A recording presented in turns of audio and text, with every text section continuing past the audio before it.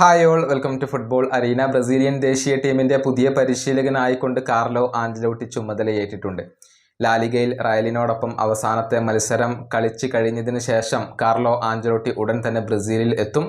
അങ്ങനെ അവിടെ പരിശീലകനായിക്കൊണ്ട് ചുമതലയേൽക്കും എന്നുള്ളത് മാത്രമല്ല, അടുത്ത മത്സരങ്ങൾക്കുള്ള ടീമിനെ അദ്ദേഹം പ്രഖ്യാപിക്കുകയും ചെയ്യും.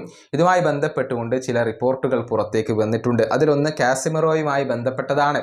അതായത് വരുന്ന ജൂൺ മാസത്തിലെ മത്സരങ്ങൾക്കുള്ള ബ്രസീൽ ടീമിൽ ആഞ്ചലോട്ടി കാസിമിറോയെ ഉൾപ്പെടുത്തിയേക്കും.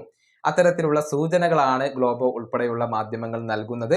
ഇതിനോടകം തന്നെ കാർലോ ആഞ്ചലോട്ടി കാസിമിറോയെ വിളിച്ചു കഴിഞ്ഞിട്ടുണ്ട്. നമുക്കറിയാം, നേരത്തെ റയൽ മാഡ്രിഡിൽ കാസിമിറോ കാർലോ ആഞ്ചലോട്ടിക്ക് കീഴിൽ കളിച്ചിട്ടുണ്ട്. സമീപകാലത്ത് ബ്രസീലിയൻ ടീമിലെ സ്ഥാനം അദ്ദേഹത്തിന് നഷ്ടമായിരുന്നു.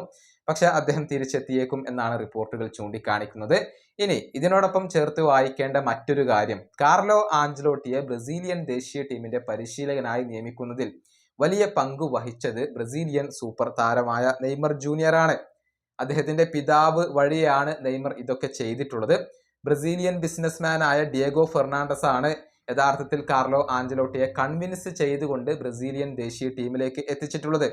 എഡ്നാൾഡോ റോഡ്രിഗസും അതുപോലെ തന്നെ നെയ്മറുടെ പിതാവും ചേർന്നുകൊണ്ടാണ് ഡിയേഗോ ഫെർണാണ്ടസിനെ അവിടെ ഒരു ഇടനിലക്കാരനായിക്കൊണ്ട് നിയമിച്ചിട്ടുള്ളത്. അങ്ങനെയാണ് കാർലോ ആഞ്ചലോട്ടി ഇപ്പോൾ ബ്രസീലിയൻ ദേശീയ ടീമിലേക്ക് എത്തുന്നത്. നെയ്മർ ജൂനിയർക്ക് വളരെയധികം താല്പര്യമുള്ള ഒരു വ്യക്തിയാണ് കാർലോ ആഞ്ചലോട്ടി. അദ്ദേഹവുമായി വീഡിയോ കോൾ ചെയ്തിരുന്നു. ജോർഹെ ജീസസ് എത്തും എന്നുള്ള റൂമറുകൾ ഉണ്ടായിരുന്നു. പക്ഷെ ജീസസിന് മുന്നിൽ തടസ്സമായി നിലകൊണ്ടത് നെയ്മർ ജൂനിയർ തന്നെയായിരുന്നു. പകരമാണ് കാർലോ ആഞ്ചലോട്ടി ഇപ്പോൾ ബ്രസീലിയൻ ടീമിൽ എത്തിയിട്ടുള്ളത്. ഈ വീഡിയോയുടെ അവസാനിപ്പിക്കുന്നു. അടുത്തൊരു വീണ്ടും കാണാം.